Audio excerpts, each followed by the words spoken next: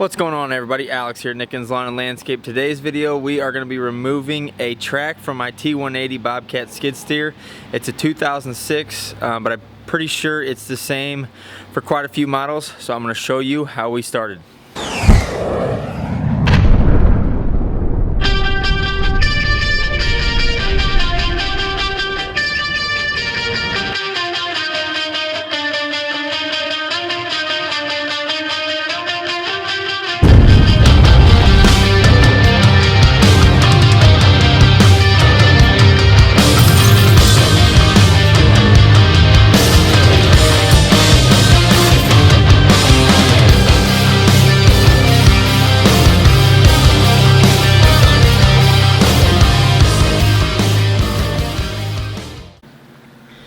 First thing I did was got it on blocks.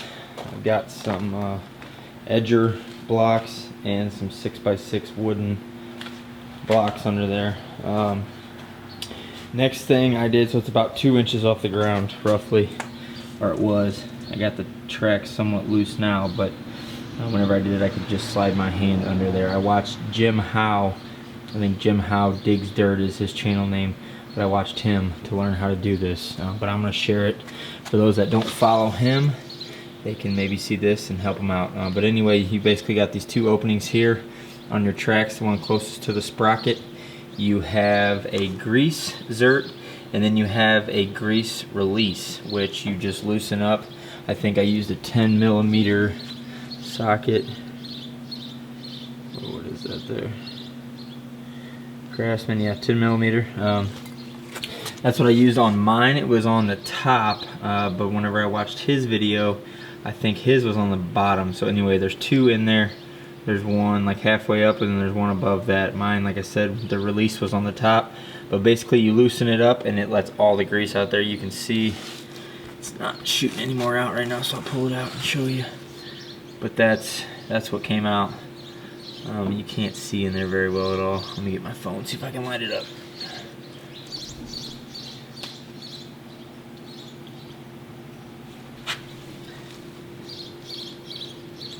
There we go, now you see a little bit better. So you can see the bottom is the zert, and then the top you can see has some grease on it.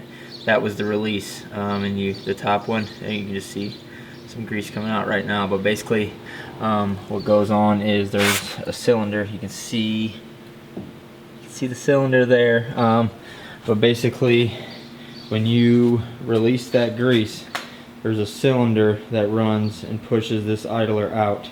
And when you release that grease, it allows that idler to push back, or the cylinder to suck in, and then you can get the track off. And then whenever we put it back on, we'll just tighten that release that we loosened up there and pump it full of grease, and it'll push that track back out.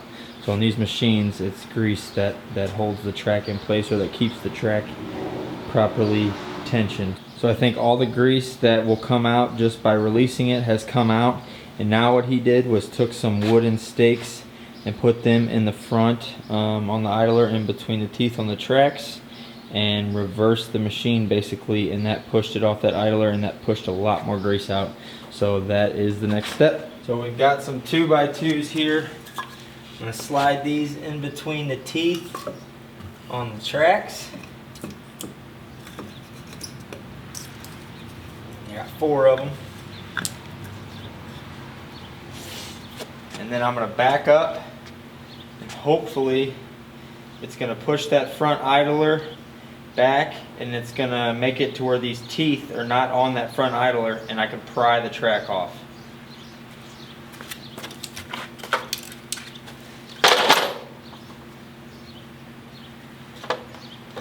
And it should pump out a lot more grease too out of that release.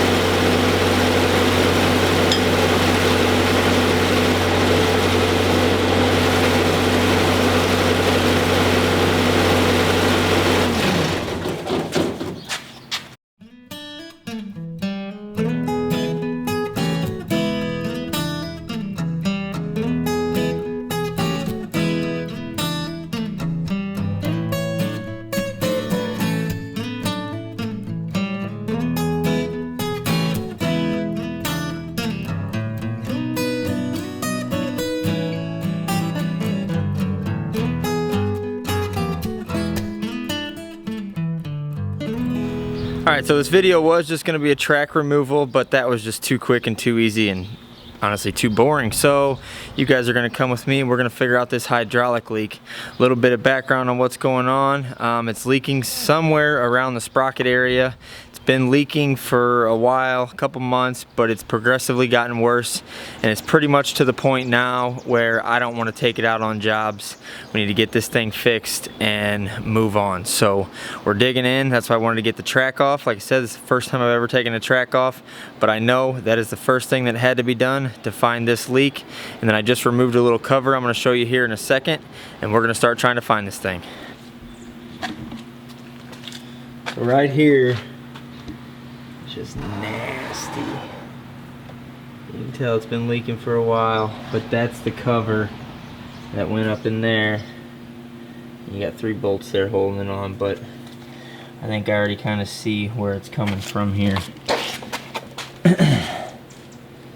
Just by looking at it, one spot's clean. So chances are right in there is where she's pouring out. I am going to clean this up the best I can, and then we'll just kind of have to watch it and see if we can see any seepage going on.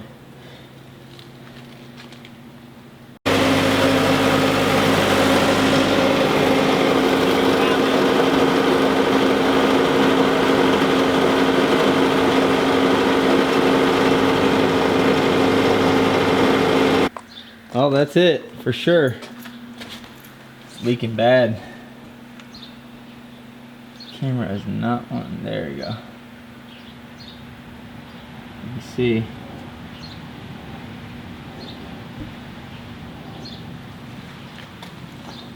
There's 4 lines that go in there, 2 big ones and 2 small ones. And that big one is leaking bad.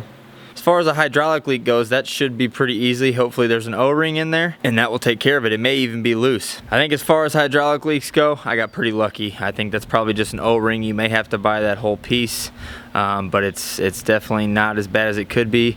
I was hoping it wasn't going to be the wheel motor or something like that, or the drive motor, I think is probably what it's called, but I was hoping it wasn't that. Like I said, I think it's probably just an O-ring, or may have to buy that little fitting piece, but all in all, that's a pretty easy repair, so I'm a happy camper. And we should be leak free after I get this thing fixed. Can't fix it in this video because I don't have the part, but at least I know what it is, and hopefully I can pick that part up. That's probably something that they have in stock, so I should be fixed up here in the next day or so. As always, thanks for watching. I'll see you in the next one.